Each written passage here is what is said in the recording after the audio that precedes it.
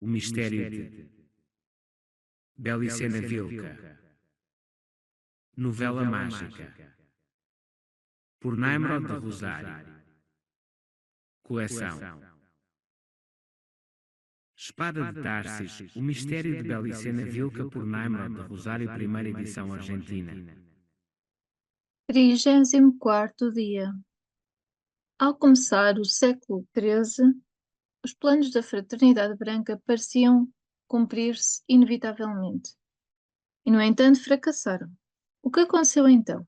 Esta era, Dr. Signagel, a pergunta feita no 18º dia.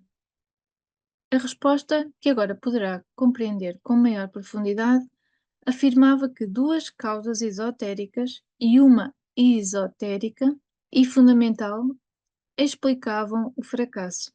Sinteticamente, as causas esotéricas centravam-se em dois homens da história, Frederico II da Alemanha e Filipe IV da França. No entanto, eles só expressavam a ação de certas forças ocultas, as que denominarei oposição da sabedoria hiperbórea. A primeira causa, esotérica, e a oposição da sabedoria hiperbórea já foram explicadas. Faltaria agora, para completar o quadro, mostrar como o Círculos Dominicanis aplica o golpe de misericórdia na estratégia inimiga, dirigindo contra os seus planos os atos de Filipe IV da França, a segunda causa exotérica. Em 1223, morria Filipe II Augusto, um rei anestesiado pelos Golan, que permaneceu indiferente durante a cruzada contra os cátaros e permitiu a consolidação da Ordem do Templo na França. Sucederia-lhe Luís VIII, o Leão, monarca física e espiritualmente débil, que participaria em 1226 da Segunda Cruzada contra os cátaros e morreria nesse mesmo ano. Desde então e até 1279, governa Luís IX o Santo, que encerra definitivamente a questão do Languedoc, ao incorporar todos os territórios à coroa da França, pelo casamento obrigado da única filha do conde de Tolosa com o seu irmão, Alfonso de Poitiers. Posteriormente, o rei Guelfo de Aragão, Jaime I, confirmaria a Luís IX as conquistas territoriais occitanas, cedendo, no Tratado de Corbeil de 1257, os direitos de Aragão sobre Carcassonne, Rodes, Lussac, Béziers, Albi, Narbona, Nimes, Tolosa, etc., traindo com isso a causa pela qual seu pai Pedro II morrera na Batalha de Moret, lutando contra Simão de Montfort. Também cederia sua filha Isabel como esposa de Filipe III, filho de Luís IX. É que este Jaime I era aquele menino que Pedro II tinha entregue como refém a Simão de Montfort para a sua educação. Morto Pedro II, uma delegação de nobres catalães gestionou frente a Inocêncio III a devolução do garoto, ao que o Papa Golan cedeu com a condição de que fosse educado pelos Templários da Espanha, isto é, na fortaleza de Monzón, a mesma onde Beribirse assassinaram o Lupo de Tarsis, Lamia e Rabás. Jaime I tinha 6 anos quando foi posto nas mãos dos Templários, que por anos se dedicaram a lavar prolixamente o seu cérebro e a convertê-lo em instrumento da sua política sinárquica. Não deve surpreender, pois, que a sua conduta pouco solidária com a causa pela qual morrera seu pai, nem as críticas aos atos dele, que Jaime I verteu no seu livro de memórias, muito oposta à política guelfa de Jaime I, seria, em troca, a conduta do seu filho Pedro III, o Grande, quem se julgaria inteiro contra a teocracia papal. Assim, pois, ao morrer Luís IX, o Santo, em 1270, ocupa o trono de seu filho Filipe III, levando como rainha Isabel de Aragão, irmã de Pedro III. Nessa época ocorreram os factos aos quais me referi ontem, quer dizer, o conde catalão reconstrói o condado de Tarceval e Valentina apaixona-se por Pedro de Creta. Filipe III governaria até 1285. data na qual lhe sucederia Filipe IV, o braço executor dos dominicanos.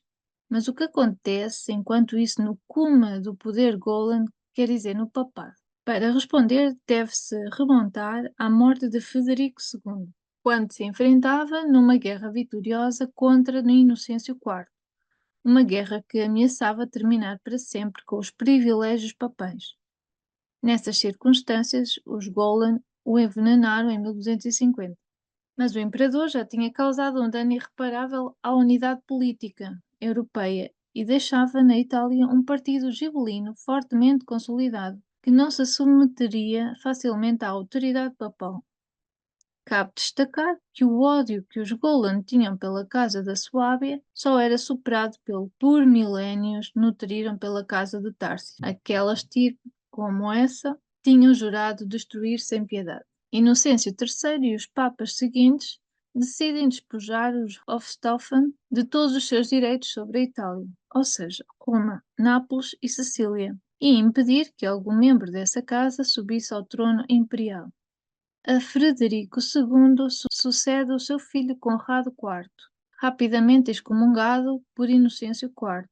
Morre em 1253, deixando como herdeiro seu único filho, o pequeno Conradino, nascido em 1252. Como regente do menino, governa a Sicília Manfredo, filho natural de Frederico II.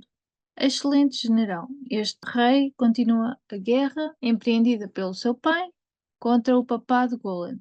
Recebe 3 excomunhões de Urbano IV, arma terrível da época, mas que não surte efeito no exército sarraceno que formou. Manfredo vence em todas as partes e ameaça cumprir a obra purificadora de Frederico II. E para a desventura de Urbano IV, casa sua filha Constança com o infante Pedro de Aragão, ou seja, o futuro Pedro III. É então quando os Golan decidem realizar uma manobra ambiciosa, que seria inicialmente vitoriosa, mas que finalmente causaria a ruína dos seus planos. Tentam substituir a Casa da Suábia da Alemanha pela Casa dos Capetos da França no papel da executora dos planos da hierarquia branca.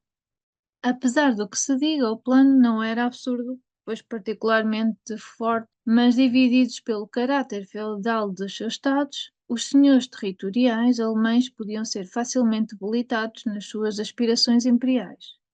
De facto, o interreino, o período de tempo no qual não existia acordo para eleger um rei da Alemanha, podia se estender indefinidamente. Seria essa então a ocasião de apoiar o rei da França e lhe dar o papel que antes se confiou a Frederico II. Mas os Golden não pensavam no atual rei Luís IX, personalidade forte e difícil de manejar, mas em Filipe III, o seu sucessor, mais fraco e influenciável pelos clérigos da corte. Urbano IV oferece o trono da Sicília a Luís IX, mas o rei da França não aceita, pois considera legítimos os direitos da Casa da Suábia. Quem sim aceita é seu irmão Carlos de Anjou, conde da Provença. Este cavaleiro, herói das cruzadas, quer ser rei como os seus irmãos e aceita converter-se ao verdugo da Casa da Suábia. Com a sua intenção, nos assuntos italianos, os Golden conseguem comprometer a França com a sua política teocrática e preparam-se para restaurar o poder do papado, segundo a concepção de Gregório VII, Inocêncio III. Depois virá, suponham, o governo mundial e a sinarquia do povo eleito. De acordo com a organização feudal dos provençais, os senhores somente cediam tropas por 40 dias, e na condição de não transportá-las muito longe. Não podendo fazer nada por este lado, a ordem cisterciense financia para Carlos de Anjou um exército mercenário de 30.000 homens. Aquela tropa de aventureiros sem lei penetra na Itália em 1264 e derrota completamente Manfredo na Batalha de Benevento. Logo entregam-se a matanças e saques sem par, só comparáveis a invasões bárbaras. Na mencionada batalha, além de Manfredo, perderam a vida muitos cavaleiros do bando jabelino, entre eles o pai de Roger de Lauria, criança que se criara na câmara do rei de Aragão, Pedro III, pois a sua mãe era dama de companhia da rainha Constança. Roger de Lauria foi o genial almirante da armada catalã, a mais poderosa do seu tempo, com a qual Pedro III conquista o reino da Sicília anos mais tarde. Morto Manfredo e desbaratado o partido jabulino, só resta o menino Conradino na Suábia, como o último bastião viril dos rebeldes Hohenstaufen.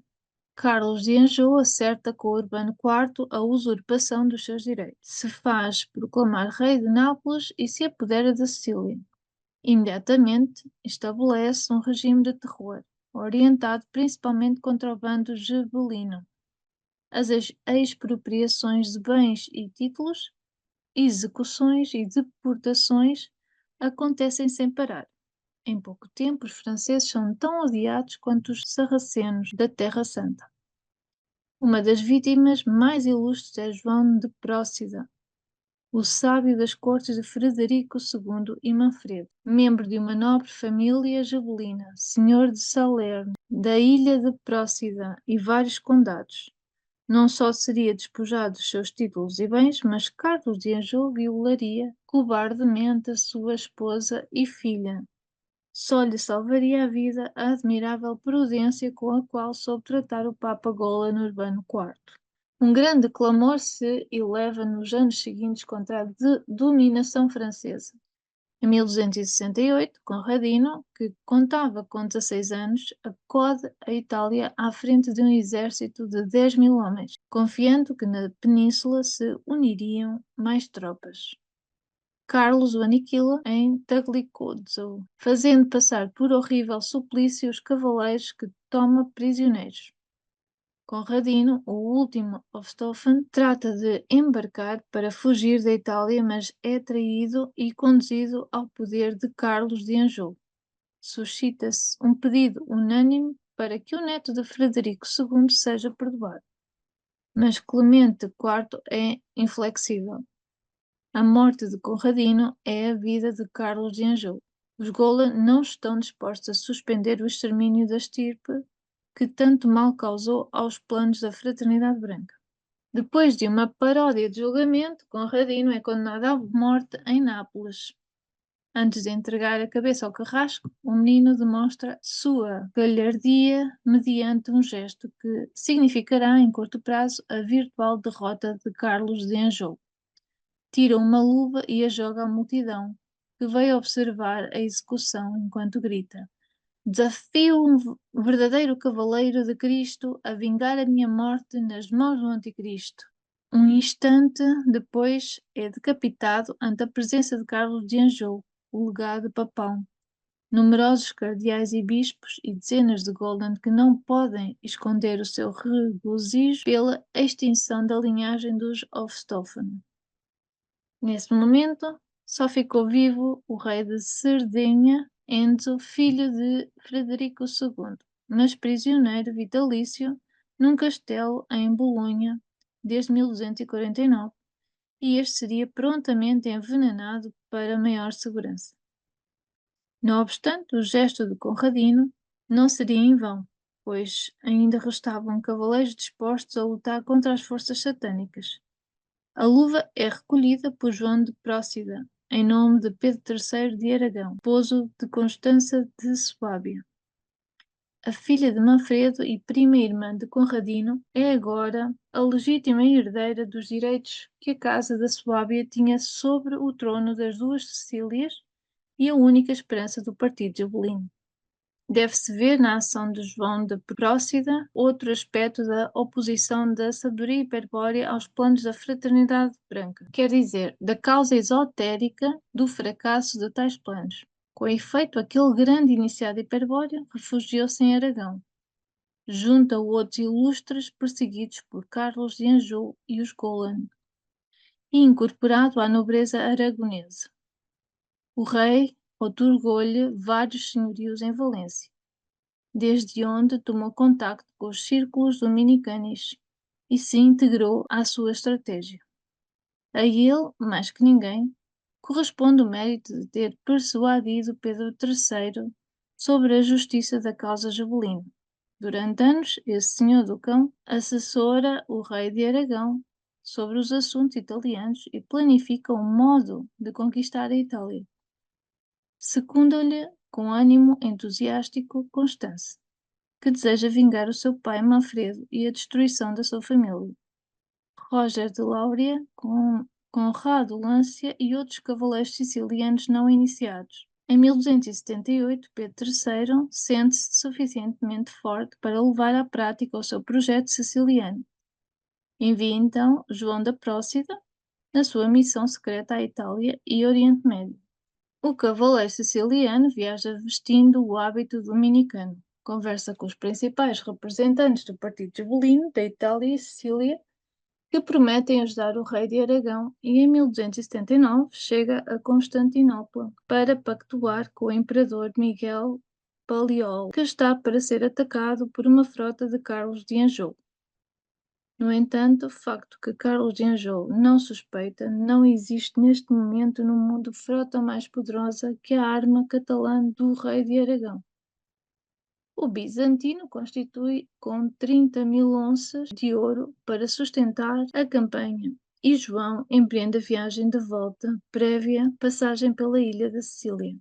Aqui consegue o compromisso do nobre Alessimo de Leutini e de outros de preparar um levante contra os franceses. Todas estas gestões obedecem à estratégia de Pedro III, que deseja evitar um enfrentamento direto entre a França e Aragão e prefere que a mudança surja de um complô dos locais contra Carlos de Anjou. Em 1281, tudo está pronto para a revolta, quando uma manobra dos Golan obriga a suspender os movimentos. Carlos de Anjou força em Viterbo a eleição de Simão de Briot, um cardeal francês altamente esclarecido sobre os planos da Fraternidade Branca, que possui um ódio feroz contra a Casa da Suábia e a causa jabulina. Toma o nome de Martim IV e imediatamente desata uma terrível perseguição de jabulinos em toda a Itália. Claro que os Goldens suspeitam que algo se trame contra Carlos e tentam detê-lo. Martim IV é um típico expoente da mentalidade Golden, a que então se chamava impropriamente Guelph. Da postura fanática de Gregório VII e Inocêncio III, possui ademais a crueldade de um Arnold Amalric. Por sua instância, as matanças, violações e saques sucedem-se sem par, submetendo os sicilianos a um regime de terror insuportável. No fim, a própria Roma acaba por se rebelar. Mas em 1282, este estado de coisas provoca o seu fim na Sicília. Durante a celebração da Páscoa, em 30 de março, um soldado francês tenta abusar de uma jovem siciliana em Palermo. E ao grito de "Morram os franceses", estala a insurreição geral. Os franceses são exterminados em Palermo, Trapani, Corleone, Siracusa e Agrigento. Num dia, morrem 8.000 e o resto deve fugir precipitadamente da ilha. Ao fim de um mês, não se achava um francês vivo em toda a Sicília. Foram aquelas reações populares as famosas Vésperas Sicilianas, que não ocorreram por acaso, mas que nesses dias tinha zarpado de Barcelona Pedro III com a sua poderosa armada e achava-se na África, a curta distância da Sicília. Os seus projetos, largamente elaborados, levaram-se a cabo com grande precisão. Em junho, avista vários navios sicilianos. São embaixadores de Palermo que vêm oferecer a coroa da Sicília ao rei de Aragão e à rainha Constança. Pouco depois desembarca na ilha, em meio ao júbilo geral do povo, que se via com este ato de soberania livre para sempre da dominação francesa e guelfa. Não se tratava, pois, de invasão, mas de uma legítima eleição real. O povo siciliano, libertado pelos seus próprios meios da dominação francesa, escolhia os seus próprios reis, restaurando assim os direitos antigos da Casa da Suábia na pessoa da neta de Frederico II. Mas os Gola não engolem o anzol. Observe, doutores de Sinagel, que novamente os Golan pareciam ter ganhado o jogo. Não existiam mais os hereges cátaros nem se deixava sentir a presença do grão, nem havia um pretenso imperador universal como Frederico II que disputasse com o Papa o poder espiritual. Nem sequer havia um rei na Alemanha e sim um rei na França, Filipe III, completamente controlado pela Igreja e uma sinarquia financeira templária em plena marcha. Um rei francês, Carlos de Anjou, ocupando as Sicílias e mantendo na coleira os luciféricos gibelinos. Mas logo o golpe de Pedro III, que eles não podiam prever, pois era um produto da alta estratégia dos dominicanos, faria-se ressurgir o perigo do gibelinismo e ameaçava com fracasso os planos da Fraternidade Branca. Os Golan não o permitiriam impunemente. Em novembro deste ano, Martim IV fulmina a excomunhão contra Pedro III e o coage a se retirar da Sicília e amar Carlos de Anjou, fiel vassalo do Papa. Ante a indiferença do aragonês, repete a excomunhão em janeiro e março de 2083, preparando a mão para dar uma apunhalada pelas costas. Na última bula com efeito, a forma que o reino de Aragão era vassalo do Papa pelo compromisso de Pedro II, avô de Pedro III, morto na Batalha de Moret, e que o pontífice tem a faculdade de nomear como rei quem melhor lhe parecer. Tira, pois, a coroa ao aragonês, excomungado, e priva dos sacramentos da Igreja aos povos e lugares que lhe obedecerem. O plano Golden era travar uma luta até à morte contra Pedro III e conseguir o domínio da França por trás do domínio de Aragão. Seria o passo prévio para que um rei da Igreja fosse elevado ao trono de um governo mundial, apoiado pela sinarquia financeira templária, e preparar os meios para instaurar a sinarquia universal. Neste plano, evidentemente, os Golden subestimaram Pedro III. Na verdade, todos se equivocaram com o aragonês, pois ignoram a força espiritual que desenvolveu por influência de João de Procida e os dominicanos. Mas este pronto demonstra possuir um valor a toda a prova, uma intrepidez sem limites, uma lealdade inquebrantável aos princípios da sabedoria hiperbórea, isto é, à herança do sangue puro da sua estirpe, que lhe concede o direito divino de reinar sem pedir contas a ninguém mais que a si mesmo, e um monolítico senso de honra que dita o seu espírito e o impulsiona a lutar até à morte pelo seu ideal sem claudicar jamais. Formidável inimigo é o que os Golden provocaram esta vez. A punhalada pelas costas significava comprometer o reino de Aragão numa guerra com a França, o que Pedro III justamente procurava evitar. Creem os Golden que a presença de Pedro III em Aragão deixará a Sicília livre para Carlos de Anjou tentar uma nova invasão, mas a ilha, protegida pela armada catalã, converteu-se numa fortaleza inexpugnável.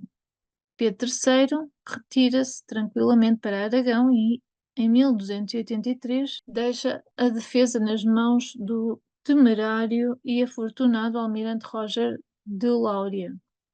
Carlos de Anjou possui a segunda frota importante do Mediterrâneo, financiada pela Ordem Cisterciense da Provença, pelo Reino de Nápoles e o Papa.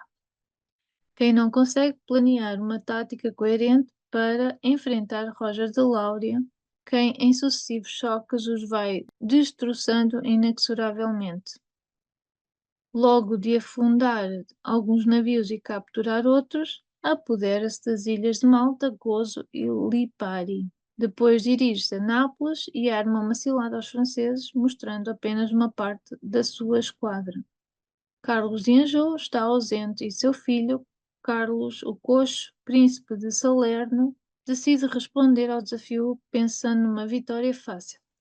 Lança-se então em perseguição dos catalães com todas as galeras disponíveis, chocando pouco a pouco com o resto da armada inimiga. Foi aquela a batalha naval mais importante da época, na qual Roger de Lauria pôs a pique qualquer número de galeras francesas capturou outras tantas e só muito poucas conseguiram escapar. Esta sorte não teve a nau capitã, que foi capturada por Roger em pessoa e na qual se achavam Carlos o Coxo, Jacob de Bruzon, Guilherme Tendaro e outros valorosos cavaleiros provençais e italianos. O filho de Carlos de Anjou é levado prisioneiro para a Sicília, onde todos reclamam a sua execução em vingança pela morte de Conradino. No entanto, há um mistério da nobreza espiritual hiperbórea. É a rainha Constança quem o salva e manda que o confinem em Barcelona. Dias depois da derrota do seu filho, chega Carlos de Anjou a Gaeta, mas não se atreve a atacar os espanhóis. Esta indecisão é aproveitada por Roger para atacar a guarnição de Calábria e conseguir várias praças continentais. Em curto tempo, a Sicília possui um governador na Calábria que ameaça agora por terra o domínio francês em Nápoles. Mas quando Carlos decide enviar o resto da sua armada para as costas da Provença para apoiar o avanço do rei da França, as suas naves são tomadas entre dois fogos frente a Saint-Paul e derrotadas completamente por Roger de Lauria. Esse desastre, que custou 7.000 vidas francesas, representou o fim do poderio naval de Carlos de Anjou. A tudo isto, Martim IV descarrega em 1284 o golpe que pensa será mortal para o aragonês. Mediante uma bula, oferece as investiduras de Aragão, Catalunha e Valência ao rei da França para um dos seus filhos não primogênito. Aceita Filipe III em nome do seu filho Carlos de Valois e se apressa para invadir Aragão. A gigantesca aventura guerreira será financiada agora por toda a Igreja da França. E, como no tempo dos cátaros, Martim IV publica uma cruzada contra o excomungado rei de Aragão. As ordens beneditina, cluniacense, cisterciense e templária agitam a Europa inteira, chamando a combater por Cristo, a se cruzar contra a abominável heresia gibelina de Pedro III. Logo, Filipe III, que também é rei de Navarra, reúne neste país um exército integrado por 250.000 infantes e 50.000 ginetes, formado principalmente por franceses, picardos, toulousanos, lombardos, bretões, flamencos, burguinhões, provençais, alemães, ingleses, etc. Com o concurso de 4 monges toulousanos que revelam a Filipe III um passo secreto pelos Pirineus, os cruzados invadem a Catalunha em 1285. Rodeando o rei e o animando permanentemente, vão os principais Golden Cistercienses, que consideram esta guerra questão de vida ou de morte para os seus planos de dominação mundial. Dificilmente aquele rei, que de modo algum merecia o apodo, o atrevido, teria-se lançado na aventura da cruzada sem a insistência sustentada de Martim IV e a pressão dos Golden franceses. O legado papal adverte a Pedro III que deve obedecer ao pontífice e entregar os seus reinos ao rei da França. Ao que o aragonês responde: é fácil tomar e dar reinos que nada lhe custaram. O meu, comprado com o sangue dos meus avós, deverá ser pago pelo mesmo preço. Na Catalunha, a resistência torna-se encarniçada. Todas as classes sociais apoiam Pedro III, no que se apresenta como uma guerra total. Os cavaleiros aragoneses, os infalíveis besteiros catalães, os ferozes guerreiros almogáveres, os serventes e combatentes do povo detêm, hostilizam e infringem permanentes derrotas aos cruzados. Ao fim, uma epidemia acaba por desmoralizá-los e optam por se retirar aos Pirineus. Mas em Paniza espera-os Pedro III, que se adiantou para obstruir seu caminho, e se trava por 2 dias a grande batalha. O exército francês é aniquilado. Dos 300.000 cruzados, só 40.000 voltam vivos. O rei Filipe III morre em campanha e para a França será impossível a conquista de Aragão. Nesta circunstância é que sobe ao trono da França Filipe IV o Belo. Se gostou deste conteúdo, subscreva o canal. Força e honra, camarada!